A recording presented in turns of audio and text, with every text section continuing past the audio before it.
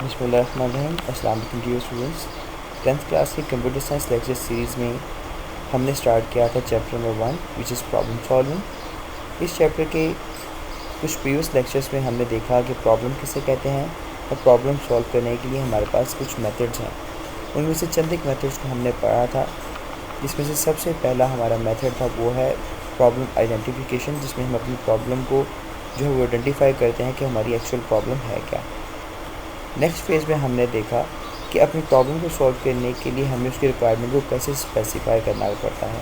हम अपनी रिक्वायरमेंट को स्पेसिफ़ाई करने के लिए हम जो हमारे पास कस्टमर आता है हम उससे रिक्वायरमेंट्स को कलेक्ट करते हैं कुछ टेक्निक्स को यूज़ करके, लाइक सैम्पलिंग करके, क्वेश्चन करके या उनके इन्वायरमेंट को जज करके हम जो है उनकी रिक्वायरमेंट को स्पेसिफ़ाई करते हैं। नेक्स्ट फेज़ हमने देखा वो था एनालाइज़ द प्रॉब्लम। इस प्रोसेस में हम अपनी प्रॉब्लम को छोटी छोटी सब प्रॉब्लम्स में डिकम्पोज करते हैं। हम इसमें डिवाइड एंड कंकर रूल को देखा था, हमने टॉप डाउन डिज़ाइन को देखा था, जिसमें हम अपनी प्रॉब्लम को छोटी छोटी सब प्रॉब्लम्स में डिकम्पोज करके देन हम इसका सोल्यूशन फाइंड करते हैं। जब हम अपनी प्रॉब्लम के सोल्यूशन के लिए जो है हमारे पास कुछ क्वेश्चन से हमने उन्हें देखा था कि हमारी प्रॉब्लम के मैक्सिमम कितने जो है वो सोल्यूशंस हैं, क्या ये प्रॉब्लम कंप्यूटर पर सॉल्व हो सकती है, या हमने देखा था कि अपनी बड़ी प्रॉब्लम को हम छोटी छोटी प्रॉब्लम में कैसे डिकम्पोज करेंगे। इस तरह के हमने जो क्वेश्चन थे वो एनालाइज द प्रॉब्लम में हमने देखे। प्रॉब्लम एनालाइज के प्रोसेस के बाद हमने देखा कि हम जब अपनी प्रॉब्लम को सॉल्व करते हैं तो उसका सबसे पहले हम एल्गोरिदम को डिज़ाइन करते हैं। और हमने एल्गोरिदम के मतलब ये पढ़ा कि ये कुछ लिमिटेड सेट ऑफ स्टेप्स होते हैं जिसमें हम अपनी प्रॉब्लम को सॉल्व करते हैं। हम एल्गोरिदम को अपनी ज़बान में भी लिख सकते हैं, नेचुरल लैंग्वेज में भी लिख सकते हैं, और हम इसमें कुछ स्टेप्स को स्पेसिफाई करते हैं और हम इन स्टेप्स को गो थ्रू करते हैं कि आया कि ये वही काम कर रहा है, ये एल्गोरिदम वही डिज़ायर्ड टास्क परफॉर्म कर रहा है जो हमें चाहिए, क्या इसका जो रिज़ल्ट है या इसका जो सोल्यूशन है हमें कहीं गलत तो नहीं कर रहे हैं। तो उसको प्रोसेस करने के लिए हमने जो है वो 3 जो है वो उसके प्रोसेसेस थे। एक इसमें हम इनपुट देते हैं, फिर हम उसके ऊपर कुछ प्रोसेसिंग करके देखते हैं कि जो हम डिज़ायर टास्क जो है वो हमारा परफॉर्म कर रहा है। उसके बाद जो हम उसके वो जो है आउटपुट को देखते हैं या आउटकम को देखते हैं कि इनपुट के बाद जब हम प्रोसेसिंग करते हैं जो आउटकम आ रही है वो आउटकम हमारी डिज़ायर आउटकम है या नहीं है। हमने जो है फिर हमने फ्लो चार्ट को देखा था। इस प्रीवियस लेक्चर्स में हमने ये चीज़ें पढ़ी थी।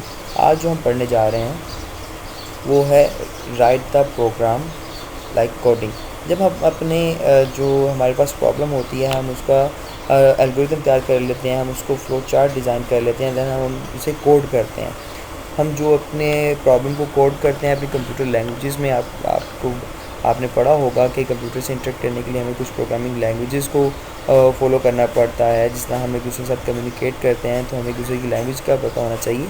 इस तरह जब हम कंप्यूटर के साथ कम्युनिकेट करेंगे इसलिए हमें किसी न किसी प्रोग्रामिंग लैंग्वेज का पता होना ज़रूरी है, और उस प्रोग्रामिंग लैंग्वेज का सिंटैक्स को फॉलो करना बहुत ज़रूरी है। अगर आपको उसका सिंटैक्स नहीं पता होगा, उसके ग्रामेटिकल रूल्स का नहीं पता होगा, आपको उसकी रेगुलेशंस का नहीं पता होगा, तो आप कंप्यूटर से ठीक से इंटरेक्ट नहीं कर पाएंगे और अपनी प्रॉब्लम को सॉल्व नहीं कर पाएंगे।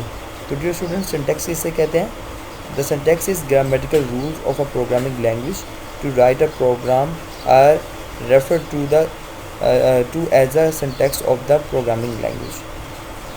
तो जो आपका सिंटैक्स होता है वो क्या होता है? वो आपकी प्रोग्रामिंग लैंग्वेज का ग्रामेटिकल रूल होता है। वो आपके जो है वो आपके वो असूल और ज़ाब्ते होते हैं जिनको फॉलो करके आप कंप्यूटर पे अपनी प्रोग्रामिंग कर सकते हैं, आप अपनी कोड कर सकते हैं, आप अपनी प्रॉब्लम को सॉल्व कर सकते हैं।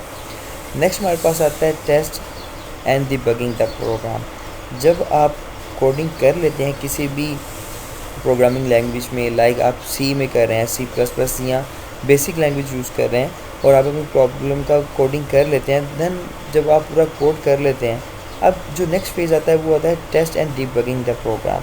टेस्ट एंड डिबगिंग में क्या होता है कि जो आपने जिस प्रोग्रामिंग लैंग्वेज में आपने कोड लिखा है अब आप उस प्रोग्राम पे कुछ इनपुट देकर आप जो है उसे टेस्ट करते हैं।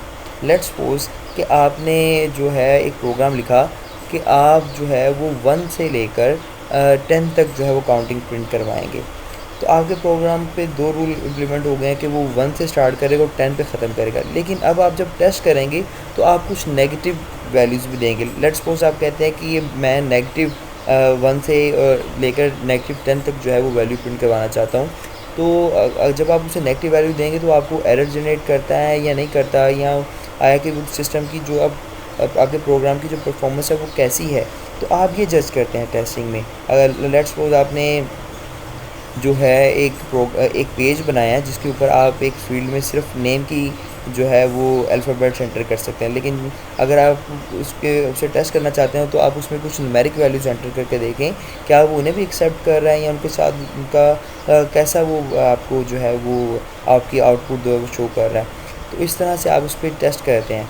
जब आप टेस्टिंग कर रहे होते हैं तो उसमें आपको कुछ एरर्स मिलते हैं, कुछ बग्स मिलते हैं। लेट्स सपोज़ के जैसे मैंने आपको एग्जांपल दी कि आपने एक प्रोग्राम बनाया जिसमें आप 1 से लेकर 10 तक काउंटिंग जो है प्रिंट करवाना चाहते हैं, लेकिन जैसे आप नेगेटिव वैल्यू देंगे तो वो क्या उसे एक्सेप्ट कर रहा है। अगर तो वो नेगेटिव वैल्यू को प्रिंट करवा रहा है तो ये एक एरर है, ये एक फ़ॉल्ट है, क्योंकि आपका जो डिज़ायर ऑपरेशन है वो जस्ट पॉजिटिव वैल्यूज़ को प्रिंट करवाना था, फर्स्ट 10 नेचुरल नंबर्स को प्रिंट करवाना था लेट्स सपोज़।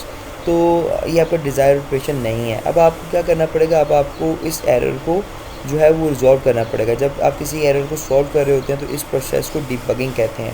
डियर स्टूडेंट्स, एक बात याद रखिएगा कि हम एरर को बग भी कहते हैं। जब आपके प्रोग्राम में बग्स आते हैं, एरर्स आते हैं, तो उनको रिज़ॉल्व किया जाता है। तो जब हम उन एरर्स को रिज़ॉल्व करते हैं तो इस प्रोसेस को हम डिबगिंग कहते हैं। मे बी हमें बहुत से एरर्स मिल सकते हैं जो हम अपनी प्रोग्राम को जो है वो ठीक से ऑपरेट नहीं कर पा रहे होंगे या ठीक से कंट्रोल नहीं कर पा रहे होंगे, तो ये हमारा फॉल्ट है, ये प्रोग्रामर साइड का फॉल्ट हो सकता है। तो आपको उन बग्स को जो है वो कुछ कंडीशंस लगा कर या कुछ रिस्ट्रिक्शंस लगा कर रिस्ट्रिक्ट करके आपको उन एरर्स को ठीक करना पड़ सकता है। एक प्रोग्रामिंग करते हुए आपको जो एरर्स का सामना करना पड़ सकता है वो 3 तरह के एरर्स होते हैं। आप एक जो प्रोग्रामर है उसे इन एरर्स का पता होना चाहिए ताकि वो इन एरर्स को रिज़ॉल्व कर सके। जिन एरर्स को हम फेस कर सकते हैं वो है, सबसे पहला जो आपका एरर है वो है सिंटैक्स एरर। दूसरा जो आपको एरर फेस करना पड़ सकता है उसे रन टाइम एरर कहते हैं। एंड थर्ड जो एरर आपको फेस करना पड़ सकता है उसे हम लॉजिकल एरर कहते हैं। और डिबगिंग क्या होती है? Debugging is the process of finding and removing the errors in the program. Debugging ऐसा प्रोसेस है जो आपके प्रोग्राम में जो एरर्स होते हैं उन्हें फाइंड करना और उनको रिज़ॉल्व करना जो है वो डिबगिंग कहलाता है।